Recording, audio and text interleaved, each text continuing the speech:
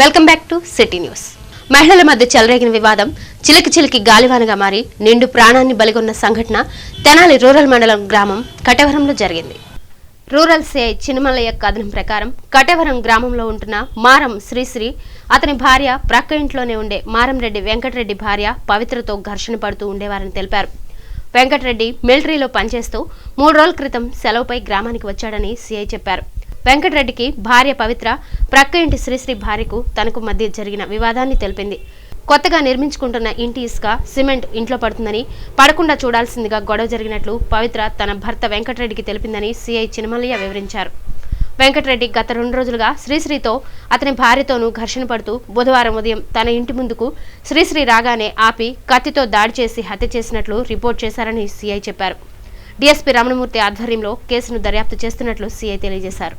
గతంలో జరిగిందని గొడవ, ఈ వెంకటరెడ్డి ఆర్మీ నుండి సెలవులో వస్తే అతనికి చెప్పి ఈ గొడవ ఇట్లా జరిగింది, నన్ను అంటే తిట్టినారని చెప్పడం వల్ల వెంకటరెడ్డి అది మనసులో పెట్టుకొని వాళ్ళను 2-3 రోజుల నుంచి తిట్టడము, బూతులు తిట్టి చంపుతానని సవాల్ చేస్తున్నారని చెప్పారు. ఈరోజు ఉదయం మంచాల శ్రీశ్రీ టిఫిన్ కోసం వెళ్ళి ఇంటికి తిరిగి వస్తుండగా వెంకటరెడ్డి ఇంటి ఎదురుగా రాగానే పవిత్ర వెంకటరెడ్డి ఎదురు అడ్డగించి శ్రీశ్రీని నువ్వు చెప్పినా కూడా వినలేదు, మా ఇంటి మీద వేసావు, అప్పుడు తిట్టావన్న దాని మీద వాళ్ళు ఇతన్ని వెంకటరెడ్డి కత్తి తీసుకొని ఎడమ వైపు ఛాతిలో పొడవగా గుండెల వరకు అది వెళ్ళి గుండెకు దెబ్బ తగిలింది. అలాగే కుడివైపు కంటి మీద కూడా నరకడం వలన నుదుటి మీద దెబ్బ తగిలింది. ఈ గాయాల వల్ల చనిపోయినాడు.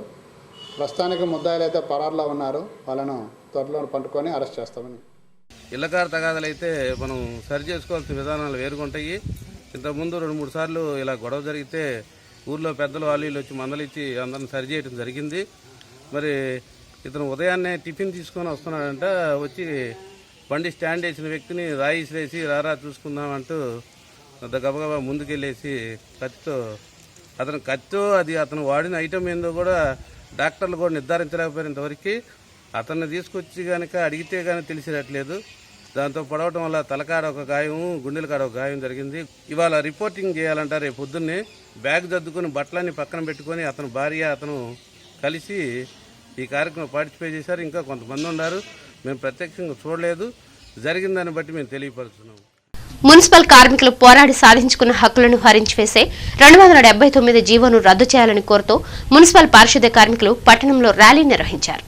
మున్సిపల్ కార్యాలయం నుండి ప్రారంభమైన ఈ rally main road, Gandhi Chowk, Bose రోడ్ల మీదుగా మున్సి మస్తాన్ ఎలిమెంటరీ స్కూల్ వరకు కొనసాగింది.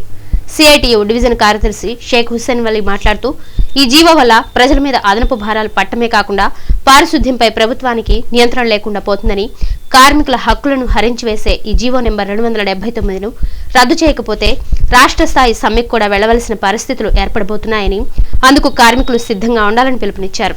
విద్య, వైద్యం, ఆరోగ్యం, ఈ పారిశుద్ధ్యం అనేది 3 కూడా ప్రభుత్వ పరంగా నిర్వహించాల్సిన దాన్ని కూడా విద్యను ప్రైవేట్ పరం చేశారు, వైద్యాన్ని ప్రైవేట్ పరం చేశారు. ఇవాళ పారిశుద్ధ్యాన్ని కూడా ప్రైవేట్ పరం చేసి ఆ భారం మొత్తం ప్రజలు ఎత్తున పడడానికి ఈ ప్రభుత్వాలు ప్రయత్నం చేస్తూ ఉన్నాయి. దాన్ని గొప్పగా ప్రచారం చేసుకున్నారు. ఏసీ రూముల్లో కూర్చున్న అధికారులు తలా తోగా లేకుండా కొన్ని నిర్ణయాలు చేస్తే ప్రభుత్వాలను అమలు చేయడానికి ప్రయత్నం చేస్తున్నాయి. ఈ పారిశుద్ధ్యం విషయం కూడా ప్రైవేట్ కాంట్రాక్టులు అప్పచెప్తే ఇప్పటి వరకు జరిగే పారిశుద్ధ్యం కూడా పోయి పెద్ద కాంట్రాక్టులు అంటే జిల్లా మొత్తం మీద 1-2 కాంట్రాక్టులు వచ్చి వాళ్ళు ఎక్కడో ఉంటారు. ఇక్కడ ఏం జరుగుతుందో కూడా పట్టించుకునే ప్రసక్తి ఉండదు. ఈ కార్యక్రమంలో యూనియన్ నాయకులు మంగళగిరి వెంకటేశ్వర్లు, శివలక్ష్మి, ఎం పద్మ, పెద్దమ్మాయి, సుధాకర్, కె వెంకటేశ్వర్లు, సుబ్బమ్మ, జయలక్ష్మి తదితరులు పాల్గొన్నారు. పాత పద్ధతి ప్రకారం అయితే మున్సిపాలిటీలో మొత్తం పారిశుద్ధ్య నిర్వహణ అంతా కూడా సొసైటీ సెంటర్ల ద్వారా ప్రభుత్వమే నిర్వహిస్తూ ఉండేది. కాబట్టి దానివల్ల మొత్తం కార్మికులకి, ప్రజలకు మెరుగైనటువంటి సౌకర్యాలతో పాటు కార్మికులకి గ్యారంటీగా మరి అన్ని రకాల ప్రభుత్వపరమైన కొన్ని బెనిఫిట్స్ వస్తూ ఉండేవి. ఇప్పుడు ఈ 279 కానీ అమలైతే మొత్తం ఈ పారిశుద్ధ్య నిర్వహణ మొత్తం ప్రైవేట్ కంపెనీల చేతిలోకి వెళ్ళిపోతుంది. మొత్తం మున్సిపాలిటీలకి సంబంధం లేకుండా ప్రైవేట్ కంపెనీలకే బాధ్యతలు అప్పచెబుతూ ఈ జీవోలో పొందుపరిచారు. జీవో అమలైతే మొత్తం కార్మికులకే కాదు ప్రజలకు కూడా పెద్ద ఎత్తున భారాలు పడతాయి. కాబట్టి ఈ జీవోను ఉపసంహరించుకోవాలని చెప్పి మేము కోరుతా ఉన్నాం. వ్యవసాయ మార్కెట్ యార్డ్ ఆవరణలో నిమ్మ రైతులతో రాష్ట్ర రైతు సంఘం నాయకుల సదస్సు జరిగింది. ఈ సదస్సుకు జిల్లా రైతు సంఘం ఉపాధ్యక్షుడు ములకా శివసాంరెడ్డి అధ్యక్షత వహించి ప్రసంగించారు. నిమ్మ రైతులు పెద్ద నోట్ల రద్దు ప్రభావంతో తీవ్రంగా ఇబ్బందులు పడ్డారని చెప్పారు. రాష్ట్ర కేంద్ర ప్రభుత్వ పాలకులు అనుసరిస్తున్న విధానాల వల్ల రైతులు అప్పుల పాలై ఆత్మహత్యలు చేసుకునే పరిస్థితికి దిగజారినట్లు తెలిపారు సాంబిరెడ్డి. నోట్ల రద్దు తర్వాత రైతు తన పంటను విక్రయించే పరిస్థితి లేక కన్నీటి పర్యంతమయ్యాడని బాధ వ్యక్తం చేశారు. కౌలు రైతులు సైతం సంక్షోభంలో కూరుకుపోయారని విమర్శించారు సాంబిరెడ్డి. తెనాలి మార్కెట్ యార్డులో నిమ్మకాయ పంటకు రేటు లేక రైతు అల్లాడిపోతున్నాడని, రైతు కూలీలకు కూలీ ఇచ్చే పరిస్థితి లేదు, యార్డుకు కాయల్ని తరలించి బాడుగు ఇచ్చే పరిస్థితి రైతుకు లేకుండా పోయిందని ఆవేదన వ్యక్తం చేశారు. వ్యాపారులు ఇచ్చే నగదు కూడా చెక్కు రూపంలో ఇవ్వడంతో రైతు అష్టకష్టాలు పడుతున్నాడని విమర్శ చేశారు సాంబిరెడ్డి. కేంద్ర రాష్ట్ర ప్రభుత్వాల్లో ఉన్న పాలకులు అనుసరిస్తున్న విధానాల ఫలితంగా వ్యవసాయ రంగం సంక్షోభంలో పోయింది. రైతాంగం అప్పుల పాలై ఆత్మహత్యలు గురవుతున్న పరిస్థితి. దీనికి నేపథ్యంలోనే పులి మీద పుట్రల కేంద్ర ప్రభుత్వం పెద్ద నోట్లు రద్దు చేసింది. ఇది రైతాంగం మొత్తం జీవనాడులన్నీ కూడా ఉక్కిరిబిక్కిరి చేసే పరిస్థితికి తీసుకొచ్చింది. ఏ పంట కూడా అమ్ముకునే పరిస్థితి లేకుండా రైతు కన్నీటి పర్యంతరం అయ్యేందుకు ఈ చర్య దోహదపడింది. దీనివల్ల రైతాంగంతో పాటు పెద్ద ఎత్తున ఉన్న కౌలు రైతులు కూడా సంక్షోభంలో మునిగిపోయారు. ఈ ప్రకారంగానే ఉంటే రైతాంగం పరిస్థితి, వ్యవసాయం పరిస్థితి ఏమవుతుంది అనేది కూడా అగమ్యగోచరంగా మారింది. ప్రభుత్వం రైతుల్ని ఉద్ధరిస్తాము, రాబోయే కాలం అంతా మంచి రోజులు అని చెబుతూ ఈ విధంగా రైతుల్ని ఈ విధమైన శరాఘాతంతో దెబ్బతీయటం అనేది క్షంతవ్యం కాదు. రాష్ట్ర రైతు సంఘం రాష్ట్ర అధ్యక్షులు ఎర్రేని కేశవరావు మాట్లాడుతూ, రైతులకు ఈ మార్కెట్, డిజిటల్ మార్కెట్ అంటే అనుభవం లేదు, వాటి వల్ల తీవ్రంగా నష్టపోతున్నారని వివరించి చెప్పారు. డిజిటల్ మార్కెట్ అనేది వ్యాపారికి ఉపయోగంగానే ఉంటుంది, కానీ రైతుకు మాత్రం ప్రస్తుతం ఉపయోగపడదని తేల్చి చెప్పారు.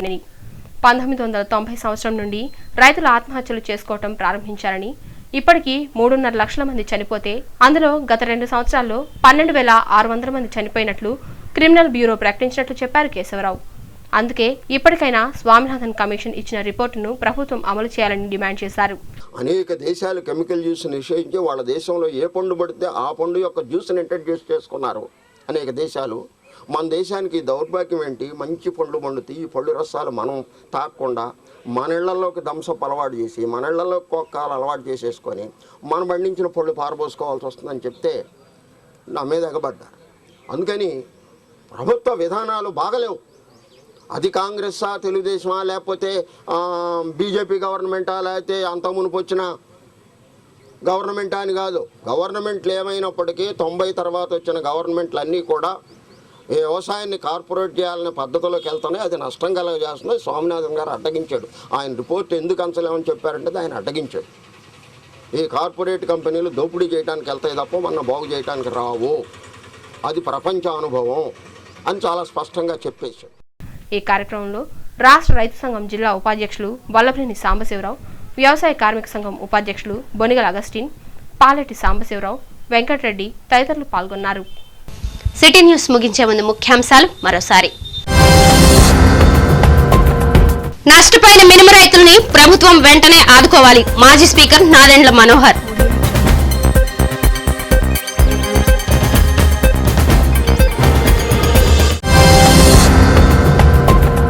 వ్యవసాయ మార్కెట్ యార్డ్లో రాష్ట్ర రైతు సంఘం ఆధ్వర్యంలో నిమ్మ రైతుల సదస్సు.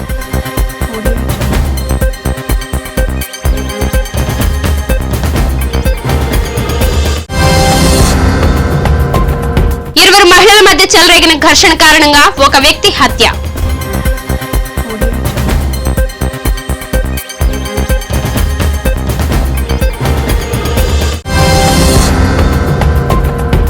సిటీ న్యూస్ ఇంతటితో సమాప్తం. నమస్కారం.